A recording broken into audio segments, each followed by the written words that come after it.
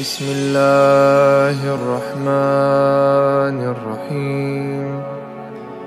اللهم صل على محمد وآل محمد.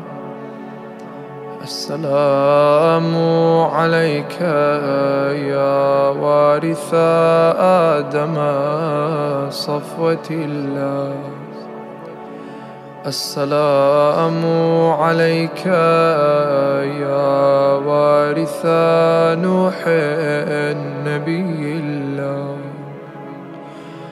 السلام عليك يا وارث إبراهيم خليل الله.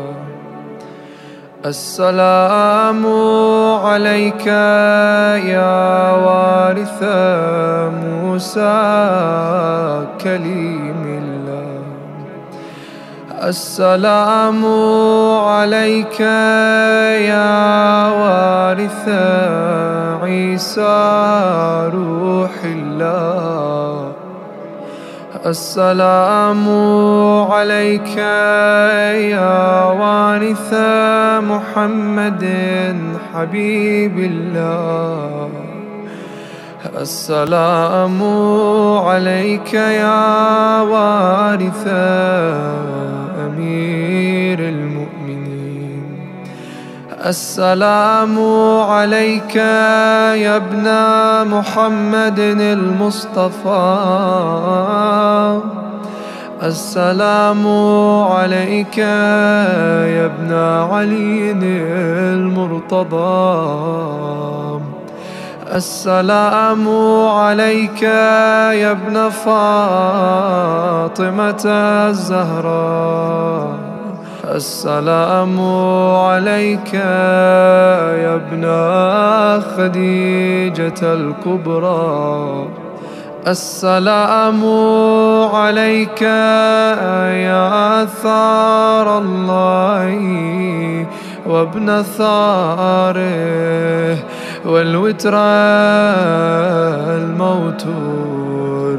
أشهد أنك قد أقمت الصلاة وآتيت الزكاة وأمرت بالمعروف ونهيت عن المنكر وأطعت الله ورسوله حتى أتاك اليقين. فلعن الله أمة قتلتك، ولعن الله أمة ظلمتك، ولعن الله أمة سمعت بذلك فرضيت به. يا مولاي يا أبا عبد الله، أشهد أنك كنت نورا في الأصلاب الشامخة والأرحام المطهرة. لم تنجسك الجاهلية بأنجاسها، ولم تلبسك من مدلهمات ثيابها. وأشهد أنك من دعائم الدين وأركان المؤمنين. وأشهد أنك الإمام البر التقي الرضي الزكي الهادي المهدي.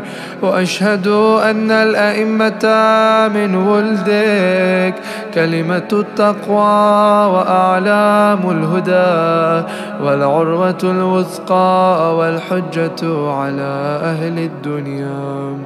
وأشهد الله وملائكته وأنبياءه ورسله أني بكم مؤمن وبإيابكم موقن بشرائع ديني وخواتيم عملي، وقلبي لقلب قوم سلم، وأمري لأمركم متبع.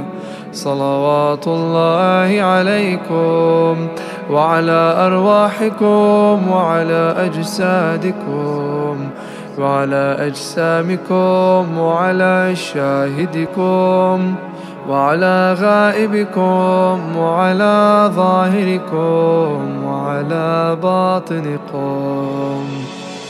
بأبي أنت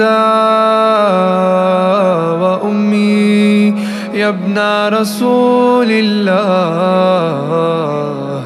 بأبي أنت وأمي يا أبا عبد الله. لقد عظمت الرزية وجلت المصيبة بك علينا وعلى جميع أهل السماوات والأرض، فلعن الله أمة أسرجت وألجمت وتهيأت لقتالك يا مولاي يا أبا عبد الله.